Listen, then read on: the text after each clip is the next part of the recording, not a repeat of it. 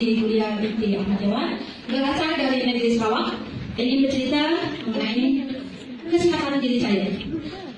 Jika dikirakan untuk kesihatan diri saya memang banyak ya, saya ada banyak masalah, yaitu migrain, fibroid dan cyst. Tapi di sini saya ingin kongsikan fokus untuk fibroid. Pada 1 Oktober 2018,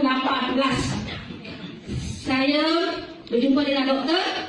Doktor sahkan saya fibroid sebesar 8 cm. 8 cm. Kemudian doktor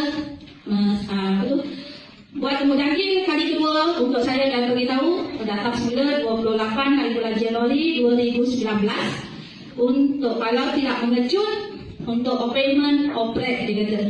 Saya takut. Jadi selama 3 bulan dari 1 hari bulan itu Oktober, November dan Disember konsisten saya makan produk Activate iaitu Wheat Glass, Probiofight, Bolash, E-Commerce dan Triple Lecithin non-stop, dan saya mengikuti cara pemakanan yang disarankan untuk orang yang sakit. Maksudnya kalau Wheat Glass orang yang biasa-biasa makan 5 dan 10, tapi saya ambil sampai 15 dan sampai 20. Okey, semua saya tambah kerana saya inginkan result yang sangat baik dan saya terlalu takut. Konsisten makan 3 bulan produk Activate itu yang saya sebutkan tadi. 28 Januari 2018 berjumpa semula 2019 berjumpa semula dengan doktor yang merawat saya. Scan 2 kali, sehingga 2 kali dibuat scan kerana tidak percaya. Resultnya kosong, tak ada lagi fibroid yang saya alami.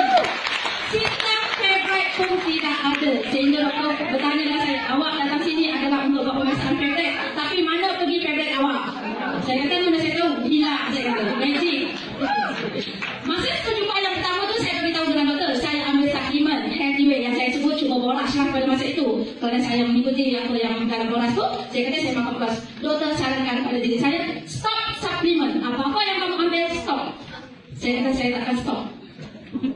Baik, kita jumpa 28 Januari, saya kata saya tak akan stop. Lepas tu saya jumpa tu, doktor terkejut. Memang terkejut. Apabila melihat satu hari yang 28 bulan tu, saya bawa katalog Activate.